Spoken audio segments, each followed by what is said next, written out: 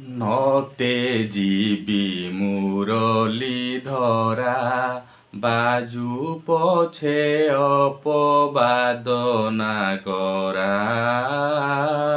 ନତେ ଯିବି ମୁରଲି ଧରା ବାନ୍ଧବୀ ମୋ ଚରିତ ଗାଇ ହସନ୍ତୁ ବା ତାଳି ବଜାଇ। ବାନ୍ଧବୀ ମୋ ଚରିତ ଗାଇ ହସନ୍ତୁ ବା ତାଳି ବଜାଇ। ଯେ କହିବ ସିନା ମନ ଭଙ୍ଗାଇ ଯେ କହିବ ସିନା ମନ ଭଙ୍ଗାଇ। କିଏ ଦେବ ଶ୍ୟାମ ପ୍ରୀତି ଲଗାଇ। ନତେ ଯିବି ମୁରଲି ଧରା ବାଜୁ ପଛେ ଅପବାଦ ନାଗରା। ନତେ ଯିବି ମୁରଲି ଧରା ଗୁରୁ ଗୁରୁଜନ ଗଞ୍ଜଣା ଦେଲେ ଦେବେ ପଛକେ ସିନା। ଗୁରୁ ଗୁରୁଜନ ଗଞ୍ଜଣା ଦେଲେ ଏକା ଶ୍ୟାମ ବନ୍ଧୁ ସଙ୍ଗ କାମନା। ଏକା ଶ୍ୟାମ ବନ୍ଧୁ ସଙ୍ଗ କାମନା ହେଲେ ବି ଜାତି ପାଟକେ ମନା। ନତେ ଯିବି ମୁରଲି ଧରା ବାଜୁ ପଛେ ଅପବାଦ ନାଗରା। ନତେ ଯିବି ମୁରଲି ଧରା। ଗୋପାଙ୍ଗନା ମାନଙ୍କର ରାତି ପାହୁନି, ନିଶି ସରୁନି, କାରଣ ଗୋଟିଏ ପରେ ଶ୍ୟାମ ବନ୍ଧୁଙ୍କ ସହିତ ଘଟିଥିବା ଅନୁଭୂତି ଗୁଡ଼ିକ ଗୋଟିକ ପରେ ଗୋଟିଏ ଗୋଟିଏ ପରେ ଗୋଟିଏ ମନେ ପଡ଼ିଯାଉଛି। ରସଳା ପ୍ରୀତିଶୀଳାଙ୍କର କଥା ସବୁ ଅନୁଭୂତି ଶୁଣିଲା ପରେ ସଖୀ କମଳା କାନ୍ଦି କାନ୍ଦି କହୁଛି, ସଖିଲୋ ସତରେ କ'ଣ ଶ୍ୟାମ ବନ୍ଧୁ ତମ ସହିତ ଏଇଭଳିଆ ଲୀଳା ସବୁ କରିଛି? ମୁଁ କେବେ ବିଶ୍ୱାସ କରିପାରୁନି ଲୋ ସଖୀ। ମୁଁ ଚିନ୍ତା କରୁଥିଲି ଶ୍ୟାମ ବନ୍ଧୁ କେବଳ ମୋତେ ହିଁ ଭଲ ପାଆନ୍ତି, ମୋରି ପାଇଁ କାହିଁ ସେ ସବୁ କିଛି ତ୍ୟାଗ କରିପାରନ୍ତି। ମୁଁ ପୁରା ତାଙ୍କ କୁନ୍ଦ, ସିଏ ମୋର କୁନ୍ଦ। 6 ଜଣ ଯେଉଁ ସଖୀ ଏକାଠି ହେଇଥିଲେ କହିଲା, ସଖିଲୋ ତୁ କ'ଣ କହୁଛୁ? କୁନ୍ଦ କ'ଣ? ସିଏ କେମିତି ତୋର କୁନ୍ଦ, ତୁ କେମିତି ତାଙ୍କର କୁନ୍ଦ? ଟିକେ ନାକୁ କହିଲୁ ସେ କଥା। ସଖୀ ଶୁଣିବୁ, ସିଏ ହେଉଛି କାହାକୁ ଭଲ ପାଆନ୍ତି ବୋଲି ମୋର ଧାରଣା ଥିଲା ଲୋ, କିନ୍ତୁ ସେ ସମସ୍ତଙ୍କୁ ଭଲ ପାଆନ୍ତି ଏ କଥା କ'ଣ ମୁଁ ଜାଣିଥିଲି? ମୁଁ ତାଙ୍କୁ ପୁରା ସବୁବେଳେ ହୃଦୟ ମନ ଅର୍ପଣ କରିଦେଇଥିଲି। ଶୁଣିବୁ ଶୁଣିବୁ ସଖୀ, ଦିନକର କଥା କହୁଛି ଶୁଣୁ। ଏହା ଶୁଣି ଆର ସଖୀ କହଇ, ଶୁଣ ମୋ କଥା ସାମାନ୍ୟ ନୁହଁଇ।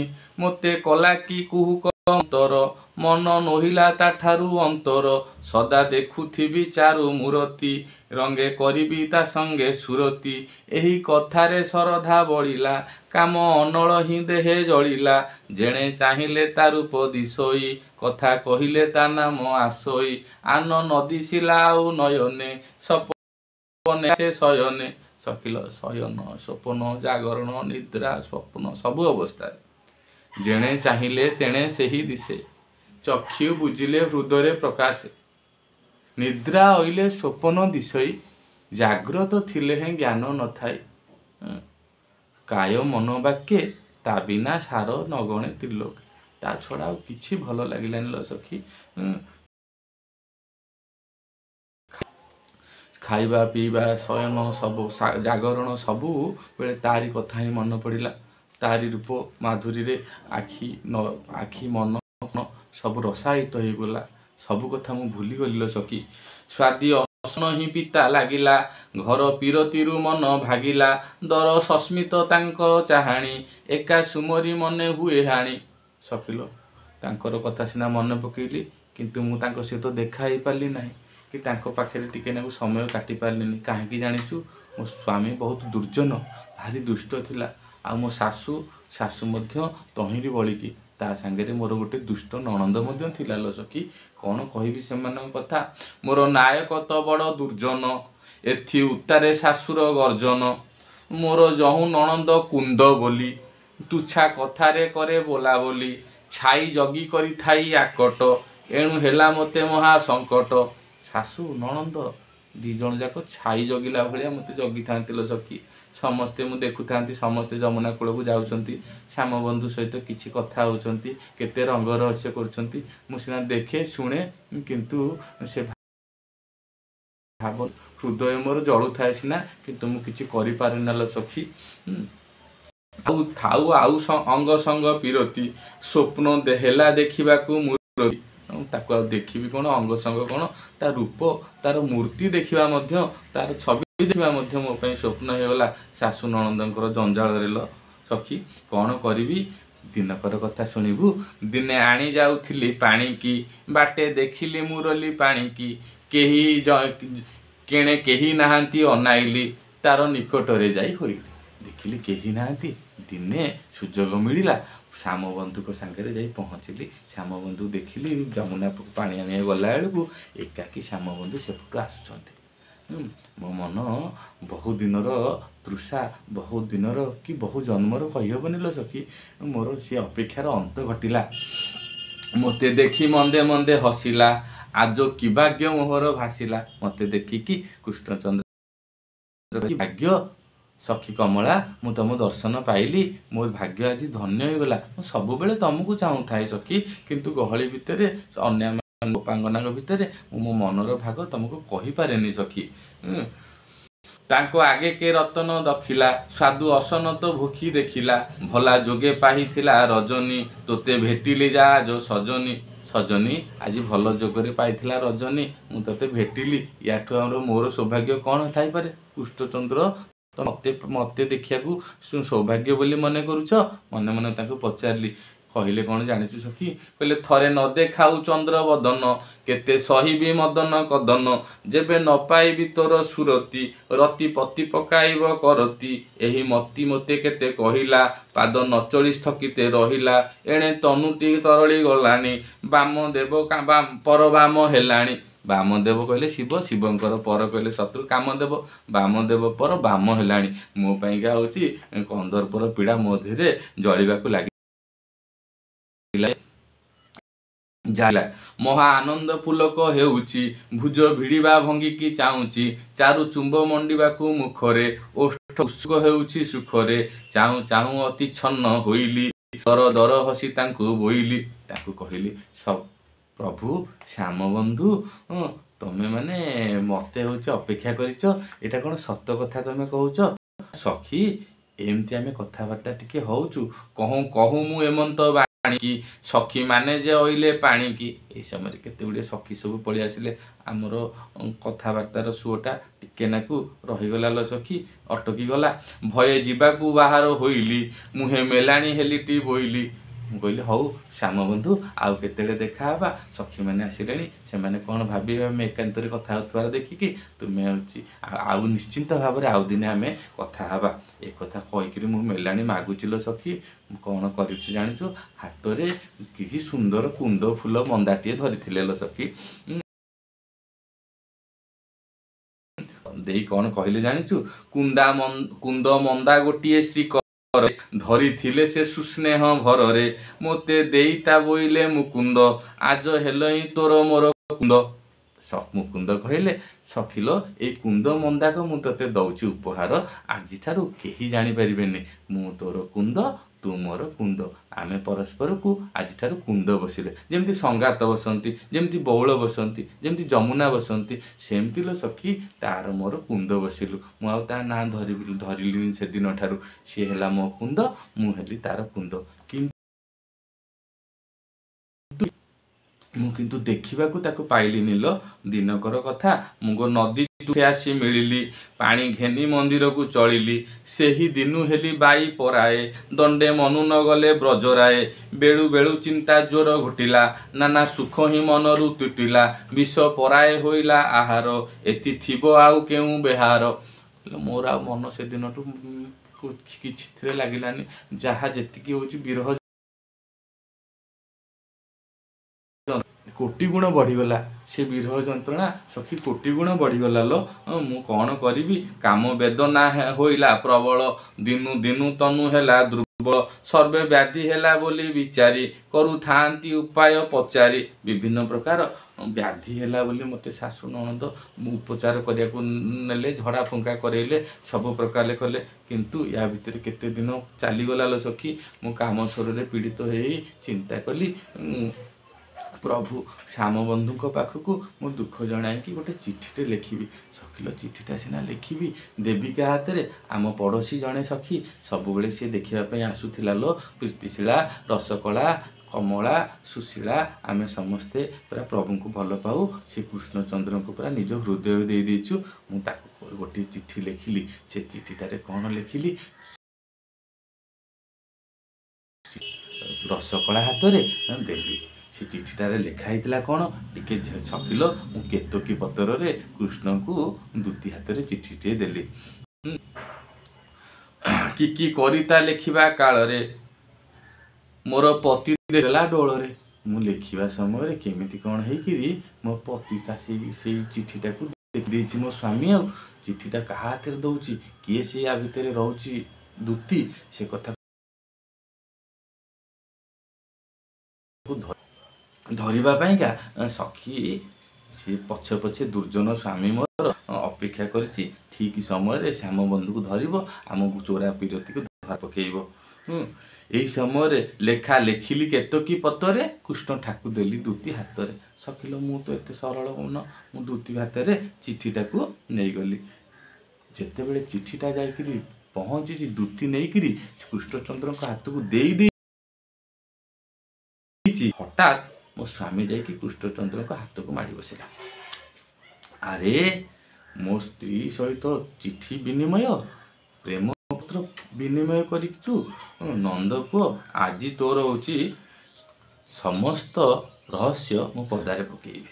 ଏକଥା ଚିନ୍ତା କରି ଚିଠିକୁ ଧରିଲା ଶ୍ୟାମବନ୍ଧୁକୁ ଧରିଲା। ନିଜେ ତ ପାଠପଢ଼ା ଜାଣିନି ଆମ ଗୋପପୁରରେ ଗୋଟେ ନାହକ ଥିଲା ଜ୍ୟୋତିଷ ବିଦ୍ୟା ଯେଉଁମାନେ କରନ୍ତି ତାକୁ ଧରିଲେ ଜ୍ୟୋତିଷ ପୁଅକୁ ତା ନାଁ ହେଲା ଦାଣ୍ଡୁ ନାୟକ। ଦାଣ୍ଡୁ ନାୟକ ପୁଅକୁ ରାଇଲା ମା ଆସଲ ଏଠାକୁ ବୋଇଲା। ଦାଣ୍ଡୁ ନାୟକକୁ ଡାକିଲା ମୋ ଶାଶୁଙ୍କୁ ଡାକିଲା ସମସ୍ତଙ୍କୁ ନେଇ ବସିଲେ ବାବୁ ପଢ଼ ଏ ପତର ଭାସିଲେ ଧରି ଜ୍ୟୋତିଷ ପୁଅ ପତର ଶୁଣ ପଢ଼ିଲା ଗୋ ଯେଉଁ ଉତ୍ତର। ଜ୍ୟୋତିଷ ପୁଅ ପତ୍ରଟିକୁ ଧରି ପଢ଼ିବାକୁ ଲାଗିଲା। ସମସ୍ତଙ୍କ ଆଗରେ ସ୍ୱାମୀ ଏବଂ ଶାଶୁଙ୍କ ଆଗରେ ସେ ଗୋପନ ପତ୍ରଟି ମୋର ଫିଟିଗଲା ଲୋ ସଖୀ। ସେ ଚିଠିରେ ମୁଁ କ'ଣ ଲେଖିଥିଲି ଗୋଟିକ ପରେ ଗୋଟିଏ ଧାଡ଼ି ଦାଣ୍ଡୁ ନାୟକ ପଢ଼ିବାକୁ ଲାଗିଲା। ମୁଁ କ'ଣ ଲେଖିଥିଲି ଜାଣିଛୁ ସଖୀ? କୃଷ୍ଣ ମୁକୁନ୍ଦ ଶ୍ୟାମକୁ ଲେଖୁଛି ଆହେ ମାନସ ମୋହନ ସ୍ୱରୂପ ଆହେ ନୀଳ ଜଳଦ ଚାରୁ ରୂପ ଆହେ ରସିକ ମାନଙ୍କ ମଣ୍ଡନ ଯୁବା ଯୁବତୀ ଧୃତି ବିଖଣ୍ଡନ ଆହେ ପିତ୍ତବସନ ବେଣୁଧର ଆହେ ତରୁଣ ଅରୁଣ ଅଧର ଆହେ ବୃନ୍ଦାବନ କୁଞ୍ଜ ବିହାରୀ ଶୁଣ କିନା କିଣା ଜନ ଗୁହାରୀ କଉଁ ମନ୍ତରେ ମୋ ମନ ମୋହିଲ ନେତ୍ର କୋଣେ କି କରି ଚାହିଁଲ ମନ ମୋହନ ବଚନ କହିଲ କାମ ଦହନରେ ଦେହ ଦହିଲ ଆଉ କରୁଣା ଚିତ୍ତେ ନ ବହିଲ ଅତି ନିର୍ଦ୍ଦୟ ହୋଇଣ ରହିଲ ବୁଦ୍ଧି କିଛି ତ ଦିଶୁ ନାହିଁ ମୋତେ ତୁମ ସଙ୍ଗ ସୁଖ ହେବ କେମନ୍ତେ ମୋର ଘରେ ତ ବହୁ ଜଗୁଆଳି ପୁଣି ଜାଣିପାରିବେ ସଙ୍ଗଆଳି କହ ଏଥି କେଉଁ ବୁଦ୍ଧି କରିବି ତୁଙ୍ଗ ସଙ୍ଗ ନ ପାଇଲେ ମରିବି କିଛି ବୁଦ୍ଧି ଥିଲେ କହ ବିଚାରି ନିଶ୍ଚୟ ମଲାଟି ନିଜ ପରିଚାରି ଅଳ ପକେ ଯେବେ ହେଳା କରିବ କୁନ୍ଦ ପଦ ଏଇଠାରୁ ସରିବ। ସଖା ତମେ ପରା ମୋର କୁନ୍ଦ ମୁଁ ତୁମର କୁନ୍ଦ ଆଉ କ'ଣ ସେ କୁନ୍ଦ ପଦର ମହତ୍ଵ ତମେ ରଖିବନି? ମୋତେ ଯଦି ଦେଖା ନଦେବ ମୋତେ ଯଦି ସଙ୍ଗ ଟିକେ ନଦେବ ମୋତେ କାହିଁକି ଏତେ ପ୍ରୀତି ଭରା କଥା କହୁଥିଲ, କାହିଁକି ମୋ ମନକୁ ମୋହୁଥିଲ, କାହିଁକି ମୋ କାମ ଅନଳରେ ମୋତେ ଦଗ୍ଧୀଭୂତ କରୁଛ ଶ୍ୟାମ ବନ୍ଧୁ। ସବୁ ଦୁଃଖ ଜଣେଇକି ସକିଲ ପତ୍ରଟି ଲେଖିଥିଲି। ପତ୍ରଟି ଯୋଗକୁ ଦୁର୍ଜନ ସ୍ୱାମୀ ଏବଂ ଶାଶୁ ହାତରେ ପଡ଼ିଗଲା। ସେଥିରୁ ତୁମେ କି ନ ଜାଣ ମୁଁ କି ଲେଖିବି, ନିକଟରେ ଚନ୍ଦ୍ରମୁଖ ଦେଖିବି। ତମ କୁନ୍ଦପଦ ଆଜିଠାରୁ ସରିଗଲା ହେ ପ୍ରଭୁ। ମାଗୁଅଛି ଏହା ଧରି ଚରଣ, କାମ ଦଣ୍ଡକୁ ନାହିଁ ନା ଶରଣ। ଏଥି ଦୋଷ ଥିଲେ କିଛି ନଧର, ମାର ସାଗର ଭିତରୁ ଉଦ୍ଧର। ଏତ ଲେଖ ଭାଷା ପଢ଼ି ସାଇଲା, ଶୁଣି ଶାଶୁ ଶିରେ କର ମାଇଲା। ଯେତେବେଳେ ଶୁଣିଦେଲା ସଖୀ, ଶାଶୁ ଯେତେବେଳେ ଶୁଣିଲା, ସ୍ୱାମୀ ଯେତେବେଳେ ଶୁଣିଲା, ଲେଖା ହେଇଛି ମୋର କୁନ୍ଦ ପଦ ହିଁ ସରିଯିବ। ଶେଷକୁ ଲେଖା ହେଇଛି, ହେ ଶ୍ୟାମ ବନ୍ଧୁ, ତମେ ଯଦି ମୋତେ ଦେଖା ନ ଦିଅ ତାହେଲେ ଆଜିଠାରୁ ତମର କୁନ୍ଦ ପଦ ସରିଗଲା, ତମ କୁନ୍ଦକୁ ଆଉ ତମେ ପାଇବନି। ଏ କଥା ସିନା ଲେଖିଛି, ଆଲୋ ତାର ମୋର କୁନ୍ଦ ବସିଥିଲେ ବୋଲି କ'ଣ କେହି ଜାଣିଛନ୍ତି? ମୁଁ ତାର କୁନ୍ଦ, ସିଏ ମୋର କୁନ୍ଦ। ସିଏ ଗୋପନରେ ସମସ୍ତଙ୍କର ସିନା ମୁକୁନ୍ଦ, ମୋର ସିଏ କୁନ୍ଦଲ ସଖୀ। କିନ୍ତୁ ଏକଥା ସିନା ହେଉଛି ସିଏ ଜାଣିଛି, ମୁଁ ଜଗତ ଜନ କ'ଣ ଜାଣନ୍ତି? ଯେତେବେଳେ ଶୁଣିଲା, ଶାଶୁ ଶୁଣିଲା ଯେ ଇଏ ଚିଠିଟା କିଏ ଲେଖିଛି, ଶେଷ ପଦଟି ଯେତେବେଳେ ଶୁଣି ଦେଇଛି, ଶାଶୁ ମୁଣ୍ଡରେ କର ମାରିବାକୁ ଲାଗିଲା। କାହିଁକି? ଲେଖା ହେଇଛି କ'ଣ ଶେଷ ପଦରେ? ଶେଷ ପଦରେ ଲେଖା ହେଇଛି, ଅଳପେକେ ଯେବେ ହେଳା କରିବ, କୁନ୍ଦ ପଦ ଏଇଠାରୁ ସରିବ। କିନ୍ତୁ ୟା ଭିତରେ ରହସ୍ୟ ମୁଁ କ'ଣ ଜାଣିଛି? ସେ ମୁକୁନ୍ଦ ଏତେ ଦୟାଳୁ, ଏତେ ସ୍ନେହମୟ ସଖିଲ, ସିଏ ମୋ ସହିତ କୁନ୍ଦ ବସିବା ପଛରେ ଗୋଟେ ରହସ୍ୟ ଥିଲା। ଏତେ ଲେଖ ଭାଷା ପଢ଼ି ସାଇଲା, ଶୁଣି ଶାଶୁ ଶିରେ କର ମାରିଲା। ଝିଅ ବୁଦ୍ଧି କଲାରେ ବୋଇଲା, ଲେଖ ନଖରେ ଚିରି ପକାଇଲା।